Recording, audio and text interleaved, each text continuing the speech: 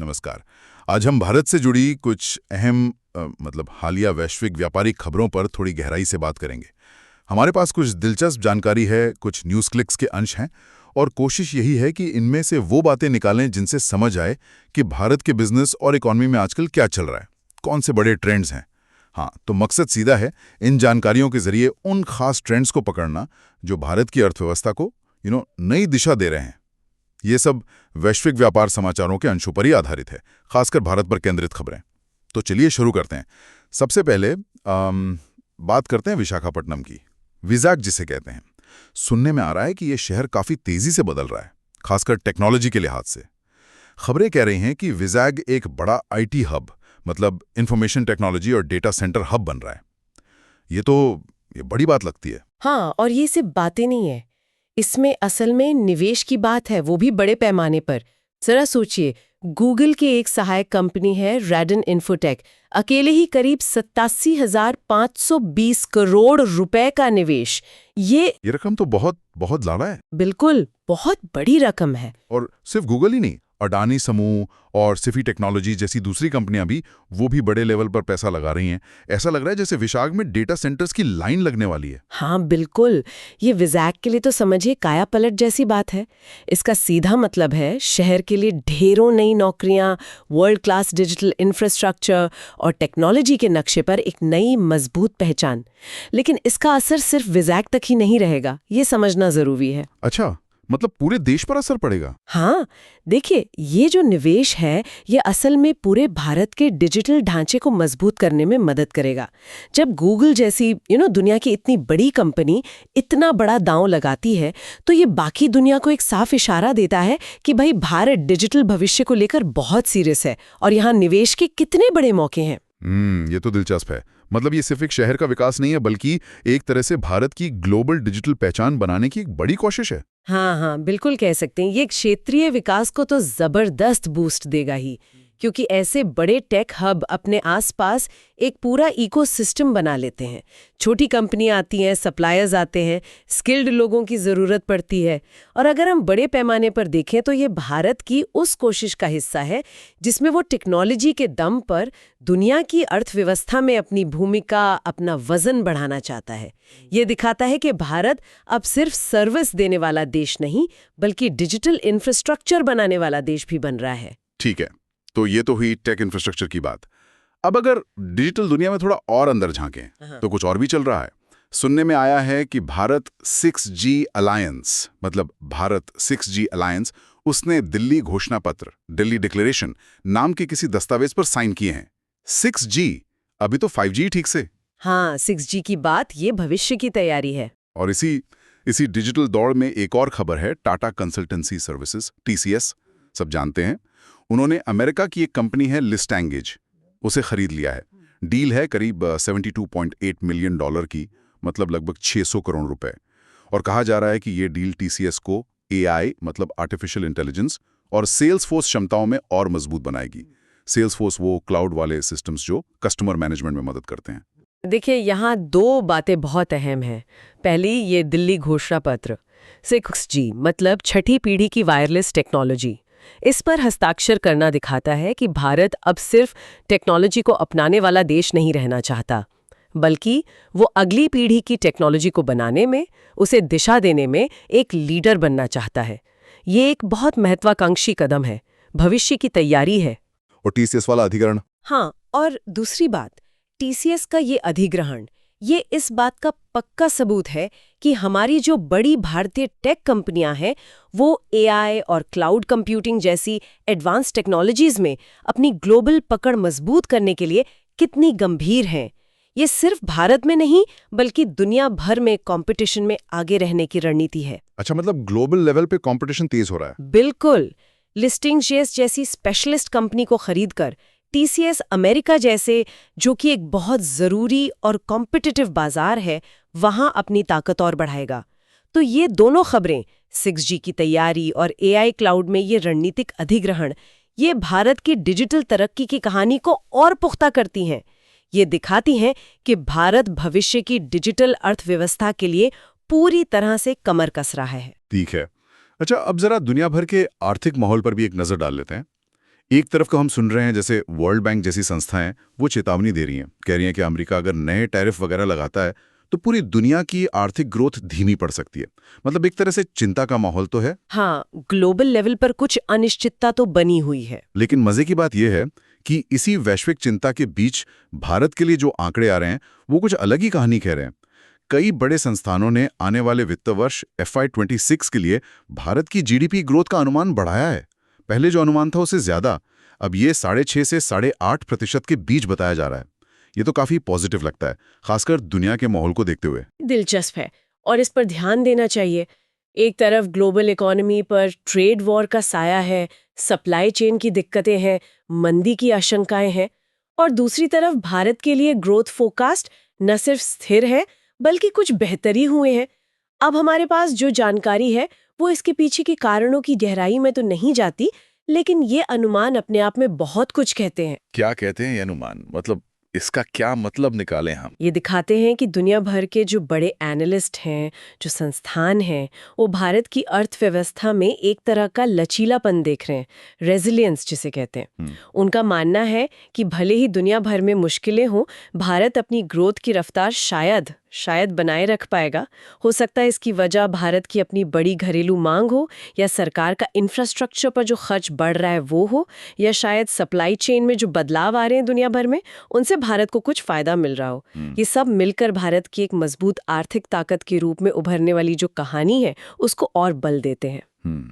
अच्छा, अब जब वैश्विक जुड़ाव की बात चली रही है तो ट्रेड डील्स और डिप्लोमेसी मतलब कूटनीति, उस मोर्चे पे भी कुछ हलचल है। भारत और EFTA यानी यूरोपियन फ्री ट्रेड एसोसिएशन देश, इनके बीच एक फ्री ट्रेड अग्रीमेंट FTA की बात चल रही है।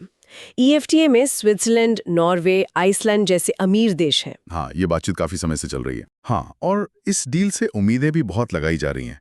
कहा जा रहा है कि अगर ये समझौता हो जाता है तो भारत में 10 लाख नई नौकरियां, 1 मिलियन जॉब्स, और साथ ही करीब 8.87 लाख करोड़ रुपए का भारी भरकम निवेश भी आ सकता है।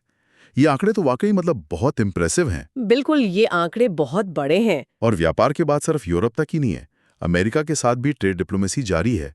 भारत में जो अमेरिका के राजदूत हैं मिस्टर गोर, उन्होंने हाल ही में प्रधानमंत्री मोदी से मुलाकात की है। व्यापार से जुड़े मुद्दों पर बातचीत हुई है। ये EFTA समझौता जो है ये भारत के लिए कई मायनों में बहुत फायदेमंद हो सकता है। जैसा आपने कहा, ये देश टेक्नोलॉजी में निवेश के मामले में काफी आगे हैं। तो इस समझौते से न सिर्फ हमारा व्यापार बढ़ेगा, बल्कि भारत में नई टेक्नोलॉजी आने और निवेश बढ़ने में भी सीधी मदद मिलेगी। और ये जो 10 लाख नौकरियों और लगभग 9 लाख करोड़ के निवेश का अनुमान है, अगर ये हकीकत बनता है तो ये भारतीय अर्थव्यवस्था के लिए एक बहुत बड़ा टर्निंग पॉइंट साबित हो सकता है। और अमरीकी राजदूत की मुलाकात, इसका क्या महत्व है? देखिए, अमरीकी राजदूत का प्रधानमंत्री से मिलना ये दिखाता है कि दुनिया की 2 सबसे बड़ी अर्थव्यवस्थाओं के बीच व्यापारिक रिश्ते कितने अहम हैं और उन पर लगातार काम हो रहा है। भले ही वैश्विक स्तर पर कुछ तनाव हों या कुछ मुद्दे अनसुलझे हों, लेकिन भारत और अमेरिका बातचीत के जरिए अपने व्यापारिक संबंधों को सुलझाने और आगे बढ़ाने के लिए लगातार कोशिश कर रहे हैं। ये बहुत ज़रूरी है। तो ये दोनों घटनाक्रम, EFTA डील की संभावना और अमेरिका के साथ ये जारी बातचीत, ये साफ दिखाती हैं कि भारत व्यापार और कूटनीति के दरवाजे खोलकर दुनिया की अर्थव्यवस्था में अपनी जगह और मजबूत करने में पूरी तरह लगा हुआ है। चलिए, अब कुछ कॉर्पोरेट दुनिया की हलचल और बाजार के मूड पर भी एक नजर डाल लेते हैं। भारत की एक फार्मा कंपनी है नेटको फार्मा। खबर है कि वो दक्षिण अफ्रीका की एक कंपनी है एडकॉक इनग्राम, उसको खरीद रही है। मतलब एक इंडियन कंपनी बाहर अधिग्रहण कर रही है। ये इंटरेस्टिंग है। और दूसरी तरफ एक बड़ी फ्रांसीसी टेक्नोलॉजी कंपनी है डसॉल्ट सिस्टम्स। ये कंपनी भारत में अपना कामकाज और बढ़ा रही है। उनका टारगेट है भारत से $1 बिलियन का रेवेन्यू कमाना। ये भी काफी बड़ा लक्ष्य है किसी विदेशी कंपनी के लिए भारत में। हाँ, 1 बिलियन का टारगेट। और अगर बाजार की तरफ देखें तो विदेशी पोर्टफोलियो प्रवाह FPI मतलब फॉरेन इन्वेस्टर्स का पैसा जो स्टॉक मार्केट में आता है, उसमें कुछ सुधार देख रहा है। इक्विटी बाजार यानी शेयर्स को लेकर भी माहौल काफी पॉजिटिव बना हुआ है। हालांकि सोने की कीमतों को लेकर एक अनुमान है कि अक्टूबर में उनमें शायद थोड़ी नरमी आ सकती है, थोड़ी सी गिरावट। अच्छा, तो इन सब खबरों को, मतलब कॉर्पोरेट खबरों और बाजार के संकेतों को अगर एक साथ रख के देखें तो एक तस्वीर सी उभरती है, नेटको फार्मा का दक्षिण अफ्रीकी कंपनी को खरीदना। ये क्या दिखाता है? ये दिखाता है कि भारतीय कंपनियां अब सिर्फ भारत तक ही सीमित नहीं है, वो दुनिया भर में अपना दबदबा बढ़ा रही हैं, खासकर फार्मा जैसे सेक्टर में जिसमें भारत की ताकत है। और डसॉल्ट सिस्टम्स का भारत में विस्तार, वो 1 बिलियन वाला टारगेट। हाँ, डसॉल्ट सिस्टम्स जैसी बड़ी मल्टीनेशनल कंपनी का भारत में $1 बिलियन रेवेन्यू का टारगेट रखना, ये बताता है कि विदेशी कंपनियां भारत को सिर्फ एक मार्केट, मतलब सामान बेचने की जगह की तरह नहीं देख रही हैं। वो इसे एक जरूरी ऑपरेशनल हब के रूप में भी देख रही हैं, मतलब यहां से काम करने और बिजनेस चलाने का एक अहम केंद्र। ये भारत के टैलेंट और यहाँ की संभावनाओं में उनके भरोसे को दिखाता है। और बाजार के संकेत, एफपीआई का बढ़ना और इक्विटी मार्केट का पॉजिटिव रहना। बिल्कुल, विदेशी निवेशकों का पैसा वापस आना, एफपीआई में सुधार और शेयर बाजार का अच्छा मूड, ये दोनों बातें निवेशकों के कॉन्फिडेंस को दर्शाती हैं। उन्हें लग रहा है कि भारतीय अर्थव्यवस्था और यहाँ की कंपनियां अच्छा प्रदर्शन करेंगी। सोने की कीमतों में थोड़ी नरमी की उम्मीद को अगर हम एक तरफ रख दें, तो बाकी सारे संकेत, कंपनियों के ये बड़े कदम और बाजार का ये अच्छा माहौल, ये इशारा करते हैं कि बिजनेस का कॉन्फिडेंस बढ़ा हुआ है और निवेश का माहौल भी सुधर रहा है।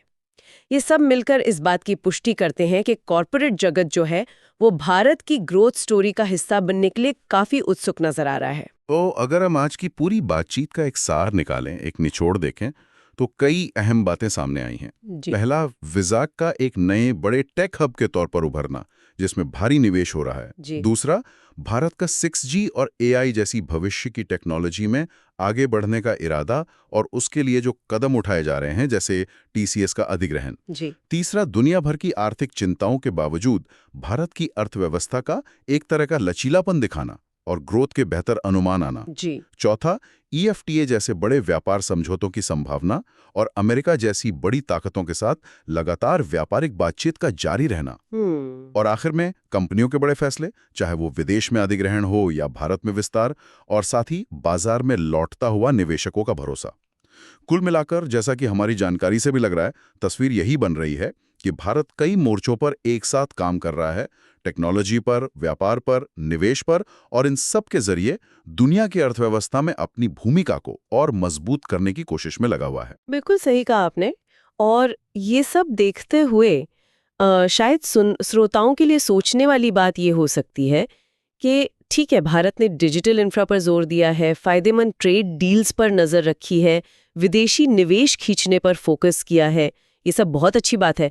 लेकिन अब सवाल ये उठता है कि इस मोमेंटम को, इस रफ्तार को बनाए रखने के लिए भारत के सामने अगली सबसे बड़ी चुनौती क्या होगी, या फिर अगला सबसे बड़ा अवसर, सबसे बड़ा मौका कहाँ छिपा है? क्या वो टैलेंट की कमी हो सकती है, या रेगुलेशन की जटिलता, या कोई नई ग्लोबल चुनौती आ सकती है, या शायद मौका किसी ऐसे नए सेक्टर में छुपा है जिस पर अभी उतना ध्यान नहीं गया है। ये सोचना दिलचस्प होगा कि मौजूदा रणनीतियों के कामयाब होने के बाद वो अगला बड़ा कदम क्या होगा जो भारत को अपने आर्थिक लक्ष्यों के और करीब ले जाएगा।